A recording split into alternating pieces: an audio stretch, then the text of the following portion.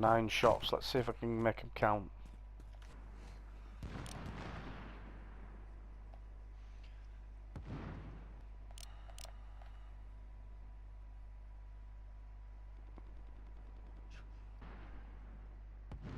That's one.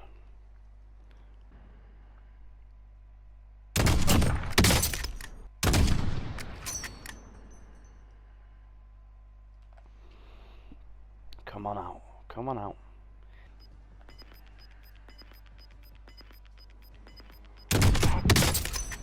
Gas is moving in. New safe zone located. Protect me from my enemies.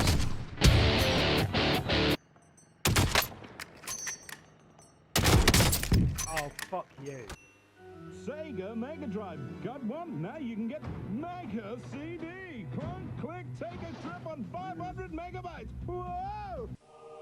It is time for the 20th episode of Retro Bollocks. 20th episode. 20 episodes of me talking absolute dog shit. But we're going to start doing something a little bit different. I think now, as we've hit a landmark of 20 episodes, I thought I'm going to mix it up a bit. Instead of it being all about retro gaming, it's going to be about retro but other types of games. So I'm going to bore you to death with some other games. I do have my new arrivals, which we'll get to shortly, but it's going to be a bit of a mix. So I want to talk about this. Steve Jackson presents The Warlock of Firetop Mountain. Back in 1986, this is where it all began, and I'm referring to the fighting fantasy books. You know, the choose your own adventure. So for those of a certain age, they'll remember these books, but this is where it all began, and it started as a board game by Steve Jackson, and then he paired up then with Ian Livingstone, and they just started a whole range of books. Now as a kid, they just used to, you know, spark my imagination. It's probably why I do what I do now as a job. But this is in really good condition. It's in mint condition actually. It's got like everything. Yeah, so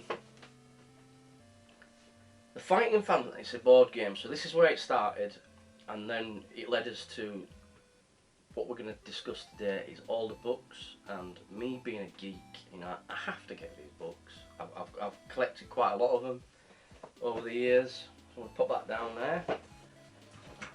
Now, the first sort of two major big books was the Steve Jackson and Livingstone, that Titan, the fighting fantasy world. So that's all the lore to begin with. So that's an interesting read. Get these two here at the back, look. There they are, look. Steve Jackson and Ian Livingstone, masterminds behind it all. But that's a really good book. Recommend you getting that if you're interested in fighting fantasy. That gives you all the in-depth stuff about the lore of all the world. There's all sorts in there, absolutely all sorts.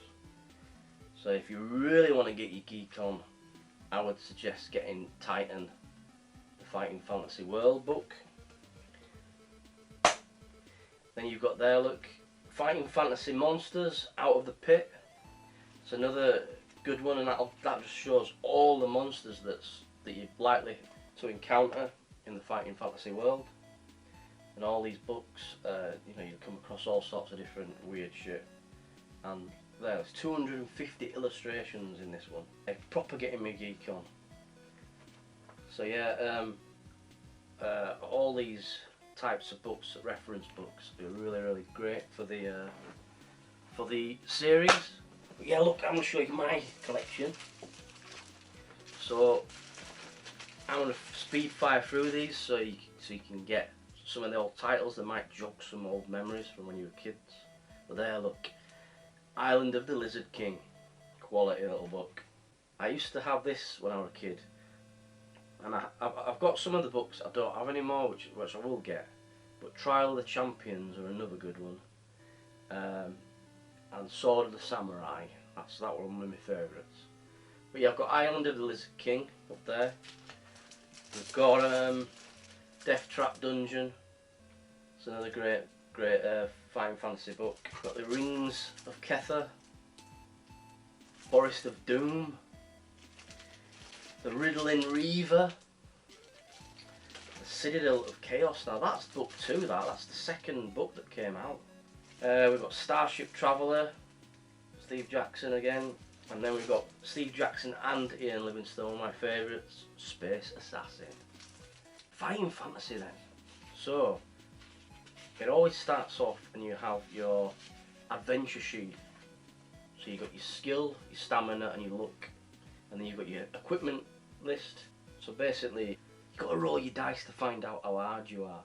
You know, the fucking handy lad or not, or girl. I always love the way the book starts like, now, turn over. And then you know, you'll start the mission, start the first one, and then it's a little intro, page 1. And then you get the choices then. So it's basically, if you decide to fight the monster, you turn to page 22. If you would rather run away from the monster, turn to page 48. It's basically choose your own adventure. But the decisions you make determine whether you're going to die or not. Proper geek on with these. I am 7 years old when I picked these up. That's my collection of Final Fantasy. But me being me as a geek, I've been buying, haven't I? I've been buying. I had to buy some more. I was just looking online and I saw more and I just got my geek on, so bought some more. So here we are, look. Here's the ones I bought. Talisman of Death. That's another one to add to the collection. I've got there, look. City of Thieves. That's book 5 out of the collection. That's quite good, isn't it? Quality. And I got this here because it reminded me of Mad Max.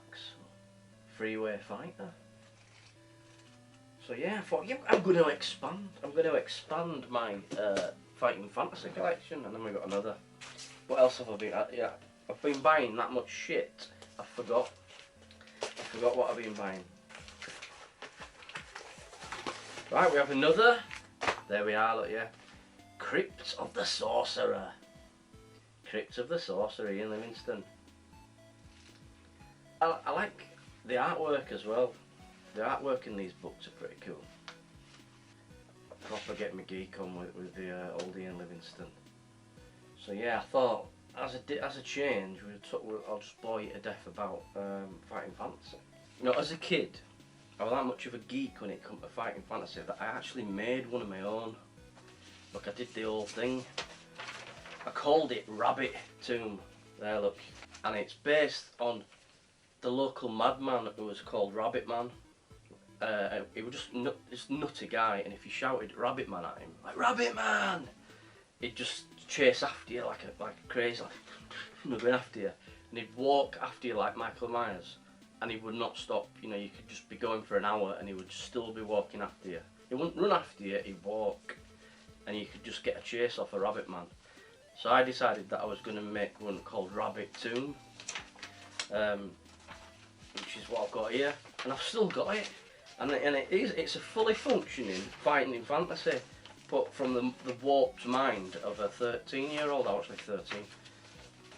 It's just funny. Let's have a look at it. I'm gonna read you the first part, just because it's just ridiculous, right?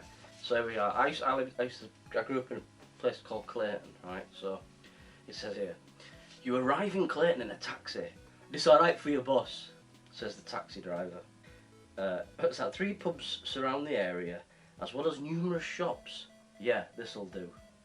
If you feel you are being ripped off and wish to argue, turn to 16.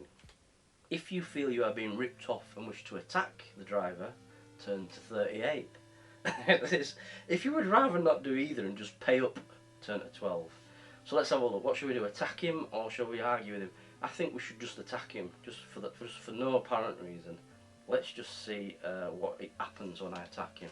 I've not read this since I was 13. So, page 38 then. What goes through a child's mind to think that they can just... let's just attack the taxi driver for no apparent reason. You lash out at him with a flurry of punches. Taxi driver, skill 4, stamina 3. If you win, turn to 18. So it's not that, I didn't actually give any detail then of what happens. If you win turn to 18, if you lose turn to 9. So let's say that I lose against him. Just out of, so say I don't win the battle against the taxi driver, what happens to me? Okay. 9. He grabs you by the neck and crushes you. The remainder of your head are now pasted upon his windshield. He restarts the engine and drives off. You die at the hands of the taxi driver. Ha ha ha ha. So yeah, just genius there. It inspired me that much that I had to write one of my own. It's just ridiculous, absolutely ridiculous. I'm going to start again, just out of curiosity, and argue with him and see what happens when I argue with him. If you feel you're being ripped off and wish to argue, turn to 16. So let's just turn to 16 then, very quickly, see what happens. Alright, that'll be 425. No, it won't. Eh? You heard? I think you're having me on. So his seatbelt comes undone. Ka! He reaches at you with his left hand. If you wish to retaliate, turn to 38. And if you wish not to, turn to 9. It's like, it's just ridiculous. Oh man, it's just genius, isn't it? But yeah, so that was my choose your own adventure. Unbelievable. I picked up a few games. I went to the car boot as normal, and the car boot was hilarious this week. It was so funny. So I got down there. This is at 5:30 in the morning. Clearance van pulls up, and we're just waiting. Door opens and a few bits come off, and then 2 old guys start fighting. You know, proper going for it outside the van. And there's this Dove man, who I call Dove man because he's got proper white hair. And his head's like fucking shaking about like that, and it's bright red. Fucking hell, we're howling, laughing. Anyway, they start fighting over a fucking garden statue. And they're like, hey, calm down, what's going on here? Whoa. And then he's like, shouldn't have grabbed hold of me, shouldn't have grabbed hold of me. Like, just like that. You know, proper hitting each other. I'm like, fucking brilliant. Anyway, besides that crazy start to the morning, there was this lass there, like, show the games, how much are your games? She goes, depends how many you want, really. Depends how many you want. And I said, what about, when she said that, I thought, oh, it's going to be expensive. I said, what about these 2? 50p each? Oh, yeah, right then. Just give her a quid. 50p each? I got PlayStation 2 Brotherhood of Steel Fallout. Fallout Brotherhood of Steel. Now, how do I not know about Fallout Brotherhood of Steel? Now, the earliest Fallout I remember was like the first one and the second one on PC years ago. I didn't even know there were a Fallout on PS2. Not a bad game. Not a bad game for 50p. So yeah, I got Brotherhood of Steel then. I thought, I still like to get the occasional PS2 game because, like most retro, as the older it gets, the more value it becomes. And then the other game was Tekken. I just got tag team tournament, so tag tournament Tekken. Because you've got to have Tekken in your life, haven't you? You've got to have Tekken in your life. It's a rare one. You don't really see that one about much. You know, when you pick up old PlayStation games, it's rare that you'd find a Tekken. People tend to hold on to Tekkens, don't they? So yes, I got Tekken at tag team tournament, and then this arrived. I was talking about this last week. So if you didn't see the last Retro Bollocks, then just go back and watch me talking bollocks about that. Rise of the Dragon, cyberpunk adventure for the Sega CD. MA17, not appropriate for minors, mature audience. I like it when they've got warning. I like any game that's got a warning sign on it. So yeah, that's going to join my cyberpunk collection there. So yeah, that is the end of the Retro Bollocks then. So thanks for letting me bore you senseless. Please stop by again.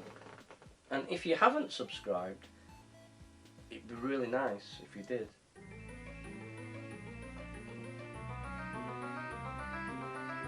Oh.